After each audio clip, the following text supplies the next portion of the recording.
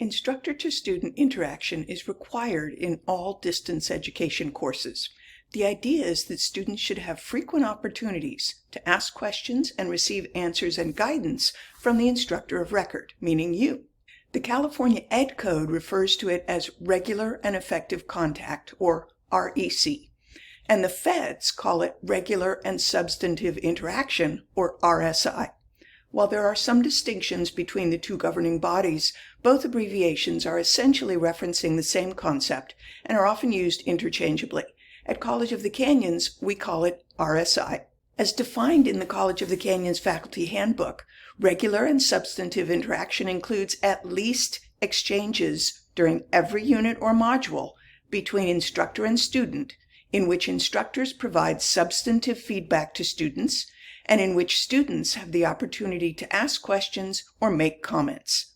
This doesn't include passive activity in the course, e.g., watching a lecture, downloading an assignment, or other non-interactive activities. There are other guidelines to help you understand what RSI means. Interaction must be regular and relatively frequent. In other words, sporadic and once in a while doesn't cut it. Interaction should be scheduled and predictable. Think at least weekly. Interaction must be substantive and/or of an academic nature. This means communication and interactions that further learning or the assessment of learning.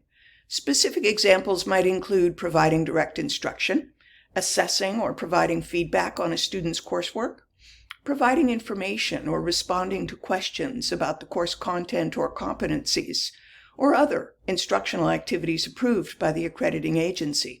Interaction should be instructor-initiated. That's because student-initiated contact is linked to the definition of correspondence courses. It's also important, especially for accreditation purposes, to document regular and substantive interaction and how it's achieved. It's a good idea to keep communications and activities within Canvas whenever possible, where there will be archived evidence of the interaction.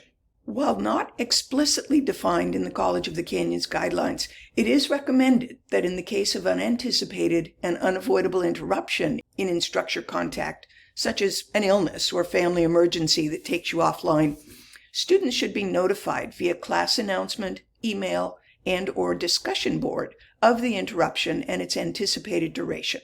Let them know what to expect and consider providing an alternative contact person in case a student has an urgent question or issue while you're unavailable.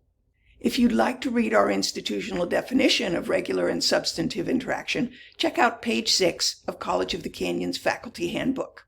The Distance Education Department has also put together an RSI FAQ, which you might find helpful. You'll find both links below this video. Regular and substantive interaction can be accomplished in a number of ways. Here are some examples to give you an idea.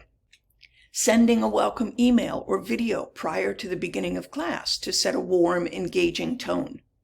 Setting up orientation sessions in the first week or when you introduce a new unit or concept. Creating a check-in activity during the first day or week, such as a self-introduction discussion or wiki page, an icebreaker activity, a getting to know you survey, all of which can also help determine attendance for census reporting. Using Zoom for office hours, exam review sessions, virtual field trips, and/or content presentation. Developing instructor-created introductions, whether it be video, audio, or text, to publisher materials or other supplemental content. Participating in discussion boards, content-related prompts, or Q&As. Using Canvas announcements, again, it could be text, audio, or video, to offer summaries, clarifications, or resources. Contact or meetings with individual students by email, phone, or video. Contact or meetings with small groups of students. Providing meaningful and timely feedback on student work.